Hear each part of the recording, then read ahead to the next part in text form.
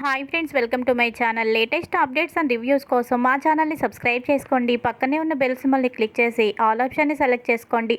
అప్పుడే మా మొబైల్ నుండి మీ మొబైల్ ఫోన్కి నోటిఫికేషన్స్ వచ్చేస్తాయి.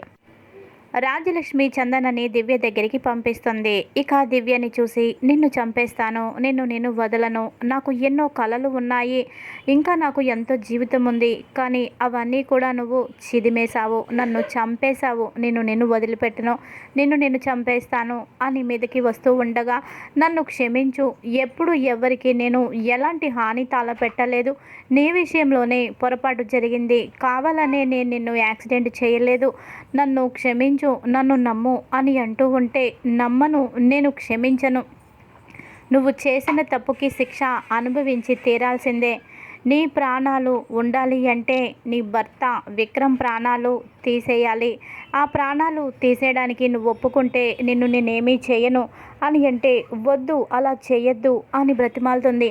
అయితే నిన్ను చంపేస్తాను అని అంటుంది. నేను చచ్చిపోయినా పర్వాలేదు, విక్రమ్ మాత్రం బ్రతకాలి, విక్రమ్నేమీ చేయొద్దు, విక్రమ్ అమాయకుడు, ఇప్పటికే తల్లిని పోగొట్టుకొని ఎంతో బాధపడుతున్నాడు, ఒక రాక్షసి చేతిలో బందీగా చిక్కుకుపోయాడు, ఇప్పుడు నువ్వు తనని చంపేస్తే అర్థం లేదు, దయచేసి అతన్ని వదిలేసే, నేను చనిపోతాను, అప్పుడైనా నువ్వు శాంతిస్తావా అని అంటుంది. తప్పకుండా శాంతిస్తాను అని అంటుంది. సరే, నీ కళ్ళ ముందే చనిపోతాను చూడు అని చెప్పి పరిగెత్తుకుంటూ మేడ చివరికి వచ్చి ఇక అక్కడ నిలబడి కిందకి దూకేయడానికి సిద్ధంగా ఉంటుంది. ఆ క్షణంలో దేవుణ్ణి మొక్కుకుంటుంది. ఆ తర్వాత తల్లి తులసిని గుర్తు తెచ్చుకుంటుంది. అమ్మా, నన్ను క్షమించమ్మా, నువ్వు అన్నయ్యలు ఇద్దరు పుట్టిన తరువాత నేను పుట్టాలని నువ్వు నాన్న ఎన్నో పూజలు చేశారు, ఎన్నో వ్రతాలు, ఎన్నో నోములు నోచారు, నేను మీకు పుట్టానని ఎంతో సంతోషపడ్డారు, కానీ ఈరోజు మీ కన్న పేగుని బాధ పెడుతున్నాను, నేను చనిపోతే మీరు ఎంతో బాధపడతారు, అదంతా నాకు తెలుసు, కానీ నాకు వేరే గత్యంతరం లేదు, విక్రమ్ అంటే నాకు ప్రాణం, విక్రమ్ చనిపోతే నేను ఉండలేను, బ్రతకలేను, అందుకని అంతకంటే ముందే నేనే చనిపోవాలనుకుంటున్నాను, నన్ను క్షమించండి అమ్మా, నా గురించి మీరు బాధపడద్దు అని మనసులోనే అనుకుంటూ క్షమించమని వేడుకుంటూ తులసికి నందుకి గుండె ధైర్యం ఇవ్వమని వేడుకుంటూ ఉంటుంది దేవుణ్ణి. కళ్ళు మూసుకొని దివ్య ఇదిలా ఉండగా ఇంకో పక్కన కంగారుగా చందన పరిగెత్తుకుంటూ రాజ్యలక్ష్మి దగ్గరికి వస్తుంది. ఆంటీ, అంతా మీరు చెప్పమన్నట్టే చెప్పాను, ఇప్పుడేమో దివ్య మేడ మీద నుంచి దూకేస్తుంది, ఇప్పుడు నాకు చాలా భయంగా ఉంది, ఇప్పుడు తను చావుకి నేనే కారణమని రేపటి రోజున తెలిసిపోతుందేమో, అప్పుడు నన్ను పోలీసులు అరెస్టు చేస్తారు, నా పేమెంట్ నాకు ఇచ్చేస్తే నేను వెళ్ళిపోతాను, ఇక్కడ ఒక్క క్షణం కూడా ఉండను, నాకు కంగారుగా ఉంది అని అంటే, సరే, ఇక్కడ నువ్వు ఉండడం అంత మంచిది కాదు, నీకు మంచిది కాదు, మాకు మంచిది కాదు, ఇప్పుడే ఇస్తానుండు, అయినా లోపలొద్దు, విక్రమ్ ఉన్నాడు, బయటికి రా అని చెప్పి ఓ చీకటి ప్లేస్ దగ్గరికి తీసుకొచ్చి తనకి డబ్బిస్తూ ఉంటుంది. ఇక దివ్య కళ్ళు తెరిచి కిందకి దూకేయబోతూ ఉండగా కింద చీకట్లో చందన రాజలక్ష్మి మాట్లాడుకుంటూ ఉండడం చూస్తుంది. అలా చూసి ఒక్కసారిగా షాక్ అయిపోతుంది. చందన దెయ్యం కదా, నన్ను చనిపోమని చెప్పింది, అప్పుడే విక్రమ్ బ్రతుకుంటాడని చెప్పింది, అలాంటి చందన దెయ్యం ఇప్పుడు మా అత్తయ్యతో మాట్లాడుతుందేంటి అంటే, చందన చనిపోలేదా, ఇదంతా మా అత్తయ్య ఆడుతున్న నాటకమా, కావాలనే నా చావుని ప్రేరేపిస్తూ చందనతో ఇలా నాటకం ఆడిస్తుందా, నిజంగానే నేను యాక్సిడెంట్ చేసి చంపేశానా, లేదంటే కావాలనే యాక్సిడెంట్ జరిగిపోయినట్టు తనే అలా అంతా చేస్తుందా అని తన మనసుకైతే ఒకలాంటి ఆలోచన వస్తుంది. ఖచ్చితంగా చందన చనిపోలేదు, బ్రతికే ఉంది కాబట్టే అత్తయ్య గారితో మాట్లాడుతుంది, ఇప్పుడే వీళ్ళ సంగతి తేలుస్తాను అని చెప్పేసి కిందకి వస్తుంది. ఇక్కడ ఇలా ఉండగా మరో పక్కన పరంధామయ్య అన్న మాటలకి తులసి ఏడుస్తూ ఉంటుంది. తులసి, నీ తప్పులు నేను చాలా చూస్తున్నాను, ఇది చివరి తప్పు, ఇంకోసారి ఇంకో తప్పు జరిగితే ఇంట్లో నేను ఉండనివ్వను, ఏదో లాస్య నిన్ను జాలి తెలిసి ఇంట్లో ఉండనిస్తుంది, నేను కూడా ఉండనిస్తున్నాను, కానీ నువ్వు మాత్రం ఉండడం లేదు, నీ వల్ల చాలా తప్పులు జరుగుతున్నాయి, మీ నాన్నగారిని పిలువు అని పరంధామయ్య అన్న మాటల్ని గుర్తు చేసుకుంటూ తులసి ఏడుస్తూ ఉంటుంది. భగవంతుడా, ఏంటి ఈ అగ్ని పరీక్ష, మామయ్య గారైనా నన్ను కన్న కూతురులాగా చూసుకునేవారు. కన్న బిడ్డల్ని కూడా నమ్మకుండా కోడలనైనా నన్ను కూతురులాగా చూసుకున్నారు. ఏ దేవుడు కన్ను కుట్టిందో, ఏ మనిషి కన్ను కుట్టిందో ఇప్పుడు మా ఇద్దరి మధ్య ఉన్న అనుబంధం పోయింది. ఈరోజు మామయ్య గారు ఇలా ప్రవర్తిస్తుంటే నాకు చాలా బాధగా ఉంది. అమ్మా తులసి అంటూ కూతురిలాగా పిలిచి నన్ను ఎంతో ముద్దుగా చూసుకునేవారు. అలాంటి ఇప్పుడు ఆయన నన్ను ఎందుకు ఇలా అంటున్నారు? నేను చేసినవి తప్పులు అంటున్నారు. ఎందుకు ఎందుకు మా కుటుంబానికే ఇలాంటి అగ్ని పరీక్షలు దేవుడు పెడుతున్నాడు? మా మామయ్య అందరిలాంటి మనిషి కాదు. ఆయన ఎంతో మంచి మనిషి.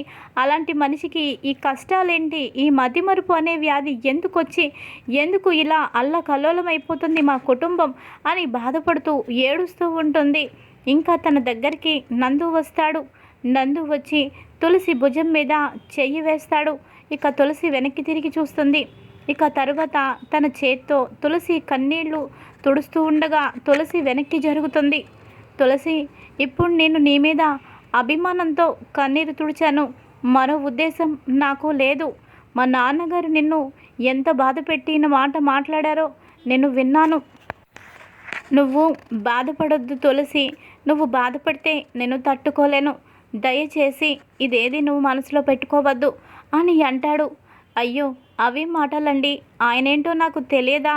ఆయనకి వచ్చిన ఈ వ్యాధి వల్ల నాతో అలా మాట్లాడుతున్నారు. లేకపోతే ఆయన నాకు జన్మనివ్వకపోయినా కన్న తండ్రితో సమానం. ఓ అత్తగారింట్లో ఆడపిల్ల అడుగు పెడితే అందరూ కూడా కన్నబిడ్డలా ఆదరించేవాళ్ళు ఆ ఇంట్లో ఉంటారో ఉండరో తెలీదు.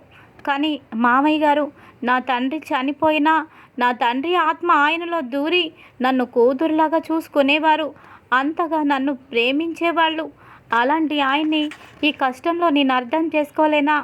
ఆయన నన్ను ఈ మాటే కాదు, నన్ను కొట్టినా తిట్టినా నేను బాధపడను. మామయ్య గారు నాకు తండ్రితోనే సమానం. కాదు నాకు తండ్రే అని అంటుంది. ఇక తులసి రెండు చేతులు పట్టుకొని, థ్యాంక్స్ తులసి. నాన్నగారు నీ విషయంలో ఎందుకంత గొప్పగా మాట్లాడేవారో ఇప్పుడు అర్థమవుతుంది. నిజంగా నువ్వు మా జీవితాల్లోకి రావడం, మా ఇంట్లో అడుగు పెట్టడం ఏ జన్మలోనో మేము చేసుకున్న అదృష్టం. నువ్వు కాకుండా ఇంకా వేరే ఎవరైనా ఇంట్లో అడుగు పెట్టి ఉంటే మా జీవితాలు ఇలా ఉండేవి కావు అని బాధపడుతూ ఓదారుస్తూ ఉంటాడు. అదే సమయానికి అక్కడికి అనసూయమ్మ వస్తుంది. అనసూయమ్మ ఇక తను కూడా బాధపడుతుంది. ఆ సమయంలో పరంధామయ్య వస్తాడు. వచ్చి నందు చెంప పగలగొడతాడు. ఏంటి నాన్న, ఎందుకని నన్ను కొట్టారు? నేనేం తప్పు చేశాను అని అంటాడు నందు. ఏం తప్పు చేశానని అంటావా? నీకు బుద్ధుందా? బంగారం లాంటి కోడలు పిల్ల. విడాకులు ఇవ్వద్దురా అని మొత్తుకుంటే తులసికి విడాకులు ఇచ్చావు. అందరం నీకు చిలక్కి చెప్పినట్టు చెప్పినా వినకుండా తులసి నాకొద్దు వద్దు అంటూ విడాకులు ఇచ్చావు. లాస్య నాకు కావాలి అంటూ తన మెళ్ళ 3 ముళ్ళు వేసి ఇంటికి కోడలిగా చేశావు. అలాంటిది కోడలు ఉండగా మళ్ళీ తులసి చెయ్యి పట్టుకుంటావా? మళ్ళీ తనతో సంబంధం పెట్టుకోవాలనుకుంటావా? అసలు నువ్వు మనిషివేనా? నిన్ను ఇలా కాదు అని లోపలికి వెళ్ళి ఓ కత్తి తీసుకొని రాబోతూ ఉంటాడు.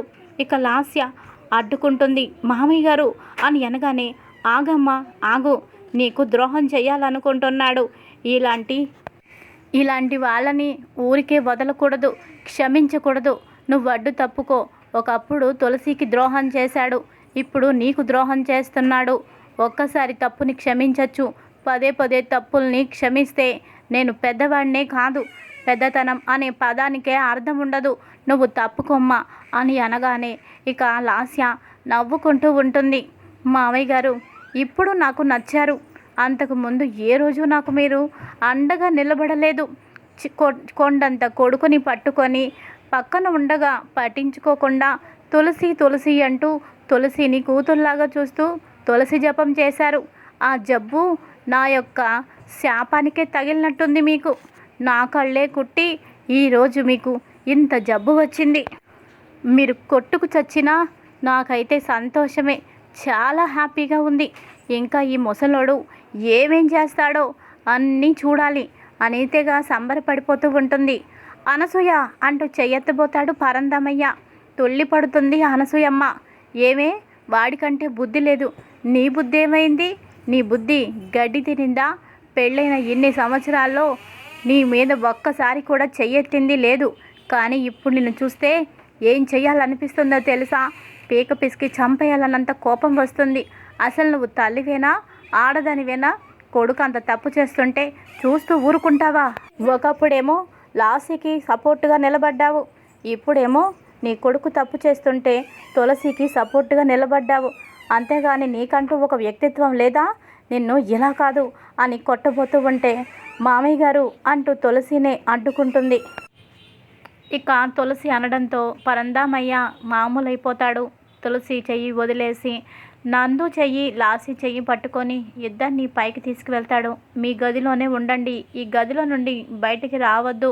నువ్వేంటి నీ రూమ్లో ఉండక అటు ఇటు తిరుగుతావు అని చెప్పి, ఒక్కసారి తప్పు చేస్తే సరేలే మొదటి తప్పు కదా అనుకోవచ్చు, రెండోసారి నీ వల్ల తప్పు జరిగిందో నేను కొడుకుమని కూడా చూడను. లాస్య చెయ్యి వదిలిపెడితే మర్యాదగా ఉండదు అని చెప్పేసి కోపంగా వెళ్ళిపోతాడు. ఇక్కడ ఇలా ఉండగా మరో పక్కన అనసూయమ్మ తులసి దగ్గరికి వస్తుంది. తులసి దగ్గరికి వచ్చి ఏడుస్తుంది. ఏంటమ్మా, ఇంట్లో ఏం జరుగుతుంది? నాకు అయితే చాలా బాధగా ఉంది. ఇంకా నేను ఈ బాధలు చూస్తూ ఉండలేను, నేను తట్టుకోలేను. అయినా ఈ జబ్బు తీసుకొచ్చే బదులు ఆ దేవుడు ఆయన తీసుకెళ్ళిపోయినా బాగుండేది. ఇంకా మా ముసలి ప్రాణాలు ఎందుకు, ఇంకా ఎందుకు ఇలా బాధ పెట్టడం? ఇద్దరం చచ్చిపోయినా బాగుండేది అని అంటుంది. తప్పత్తయ్య గారు, వద్దు, అలాంటి మాటలు మాట్లాడొద్దు. ఒక వయసు మళ్ళాక ఎవ్వరైనా వయసు దాటాక చిన్నపిల్లలైపోతారు, పెద్దవాళ్ళైనా చిన్నపిల్లల్లాగా మారిపోతారు. ఆ మాత్రం కోడలన్నాక కూతురన్నాక భరించకపోతే ఎలా అత్తయ్య గారు? ఎవరి బిడ్డల్ని వాళ్ళు చూసుకోవడం లేదా? వయసు మళ్ళిన అత్త మామయ్యలు కూడా అంతే. నేనైతే ఆయన గురించి, ఆయన అనారోగ్యం గురించి బాధపడుతున్నాను, కానీ ఆయన చేసే చేష్టలకి నేనేమీ బాధపడడం లేదు. మామయ్య గారిని చూస్తుంటే చంటి బిడ్డని చూస్తున్నట్టు ఉంది. కోపం రావడం లేదు, బాధ కలుగుతుందే కానీ ఆయన మీద కోపం రావడం లేదు.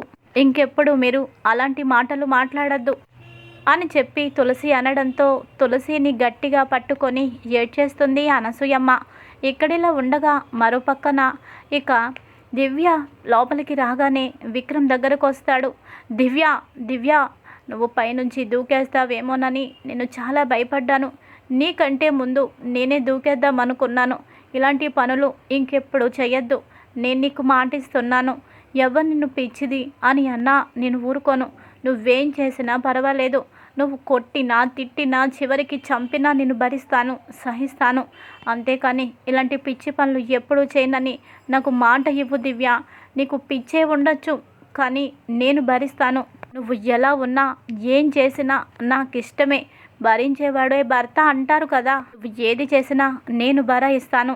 అంతేకాని నువ్వు ఇలాంటి పనులు చేస్తే మాత్రం నీకంటే ముందు నేనే చచ్చిపోతాను.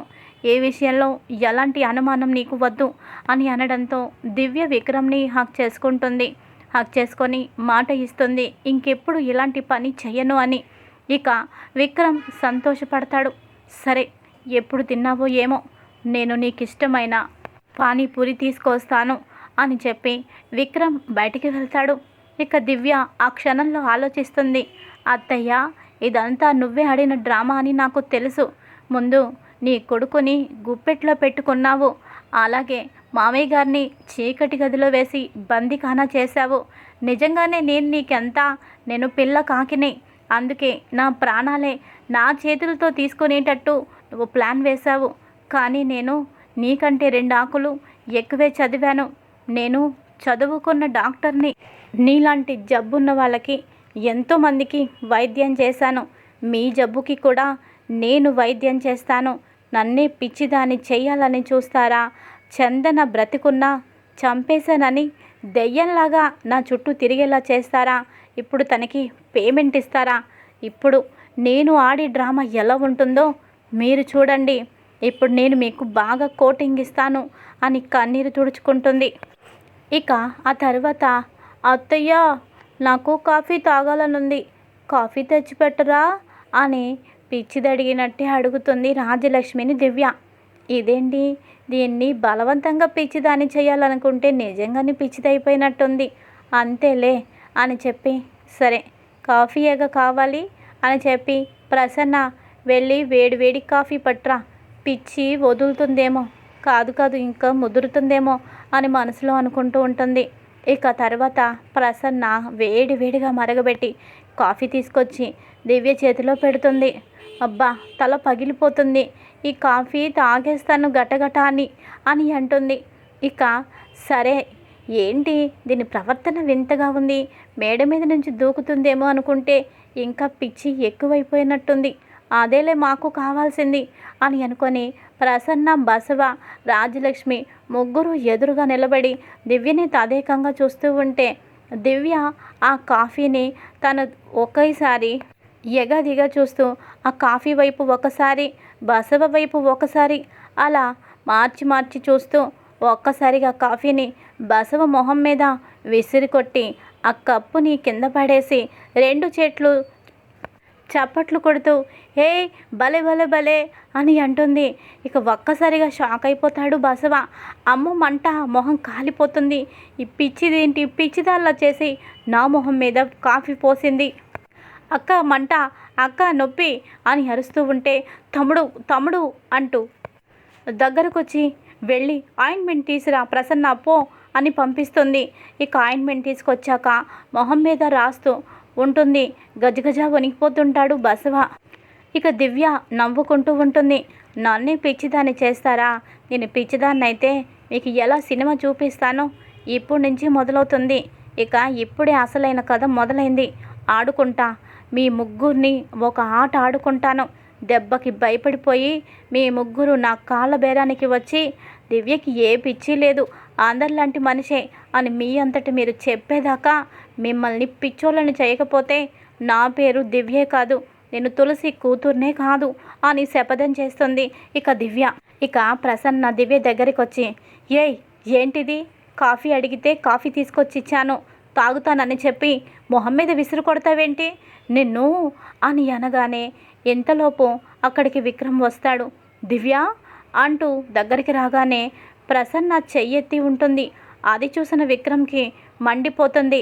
అత్తయ్య ఏంటిది, ఎవరి మీద చెయ్యెత్తుతున్నారో తెలుసా, తను నా భార్య, ఈ ఇంటికి యజమానురాలు, మహారాణి, నా భార్య మీదే చెయ్యెత్తుతావా, మీరెంత, మీ బ్రతుకెంత, తను దయ తలిస్తే మీరు ఇంట్లో ఉంటున్నారు, తన దయ దాక్షిణ్యాల మీద ఈ ఇంట్లో మీరుంటున్నారు, అదంతా మర్చిపోయి నా భార్య మీదే చెయ్యెత్తుతావా, నీకెంత ధైర్యం, అసలే తను మానసికంగా చాలా ఇబ్బంది పడుతుంది, అలాంటి తనని కొట్టడానికి వస్తావా అని చెప్పి చాలా కోపడుతూ ఉండగా ఇంతలోపు రాజ్యలక్ష్మి, ఇప్పుడు నేను విక్రమ్ని ఏమన్నా లాభం లేదు, నేను ప్రసన్నదే తప్పన్నట్టు మాట్లాడాలి అని చెప్పి, అవును ప్రసన్న, నా కొడుక్కి కోపం రావడంలో అర్థం లేదు, నా కొడుకు నా కోడలు దయ తలచబట్టే ఇక్కడ మీరున్నారు, అంతే, నా కోడలి మీదే చెయ్యెత్తితే నేను చూస్తూ ఊరుకోను అని అంటుంది.